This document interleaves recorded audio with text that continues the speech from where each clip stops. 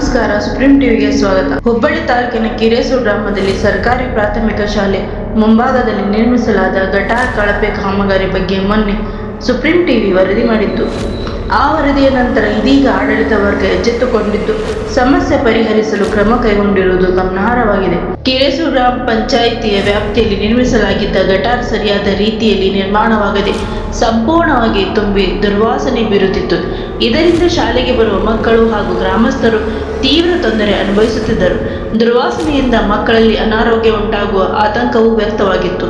ಈ ಸಮಸ್ಯೆಯನ್ನು supreme TV ಬೆಳಕಿಗೆ ತಂದ ನಂತರ ಅಧಿಕಾರಿಗಳು ಸ್ಥಳಕ್ಕೆ ಭೇಟಿ ನೀಡಿ ಕಾಮಗಾರಿಗಳನ್ನು ಕೈಗೊಂಡಿದ್ದಾರೆ. ಇದರಿಂದ ಗ್ರಾಮಸ್ಥ ಹಾಗೂ ಶಾಲಾ ಮಕ್ಕಳಿಗೆ ಬಹುಪಾಲು ಸಮಸ್ಯೆ ನಿವಾರಣೆಯಾಗಿದೆ. ಈ ಹಿನ್ನೆಲೆಯಲ್ಲಿ ಕೆಆರ್ಎಸ್ ಪಕ್ಷದ ಮುಖಂಡ ಮಂಜುನಾಥ್ ಹಿರೇಮಠ್ ಅವರು ಸುಪ್ರೀಂ ಟಿವಿ ಮಾಧ್ಯಮದವರಿಗೆ ಧನ್ಯವಾದಗಳನ್ನು ತಿಳಿಸಿದ್ದಾರೆ.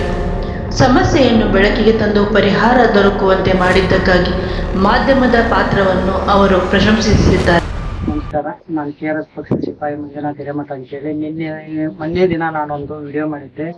ಈ ಕಿರೇಸೂರು ಸರ್ಕಾರಿ ಶಾಲೆ ಎಡಬದಿ ಬಲಬದಿಯಲ್ಲಿ ಮೊರಂ ಹಾಕಿಲ್ಲ, ಆಮೇಲೆ ರಾಡ್ಗಳು ಹಾಗೆ ಇವೆ, ಆಮೇಲೆ ಗಟಾರ ದುರ್ವಾಸನೆಯಿಂದ ಇದಾಗಿದೆ ಅಂತೇಳಿ ಇವತ್ತು ಆ ಕಾಮಗಾರಿಯನ್ನ ನಮ್ಮ ಮತ್ತು ಸುಪ್ರೀಂ ಟಿವಿ ಮಾಧ್ಯಮದವರ ವರದಿ ಮುಖಾಂತರ ತೋರಿಸಿನೂ ಕೊಟ್ಟಿದ್ರು.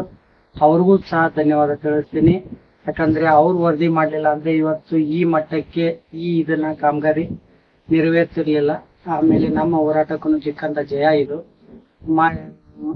ಮುಖ್ಯವಾಗಿ ಸುಪ್ರೀಂ ಟಿವಿ ಅವ್ರಿಗೂ ಸಹ ನಾನು ಧನ್ಯವಾದ ತಿಳಿಸ್ತೀನಿ. ಯಾಕಂದ್ರೆ ಅವ್ರ ಮಾಧ್ಯಮದಿಂದನೇ ಇದು ವರದಿ ಆಗಿರೋ ಕಾರಣಕ್ಕೆ ಇದನ್ನ ಎಚ್ಚೆತ್ತುಕೊಂಡು ಕೆಲಸ ನೆರವೇರಿಸಿಕೊಡ್ತಾ ಇದ್ದಾರೆ.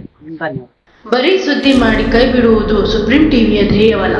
ಜನರ ಸಮಸ್ಯೆಗಳು ಸಂಪೂರ್ಣವಾಗಿ ಪರಿಹಾರವಾಗುವವರೆಗೂ ನಿರಂತರವಾಗಿ ಹೋರಾಟಗಾರರಿಗೆ ಹುರಿದುಂಬಿಸಿ ಉತ್ತಮ ಸಮಾಜ ನಿರ್ಮಾಣದ ದಿಸೆಯಲ್ಲಿ ಕಾರ್ಯನಿರ್ವಹಿಸುವುದು ಸುಪ್ರೀಂ ಟಿವಿಯ ಉದ್ದೇಶವಾಗಿದೆ.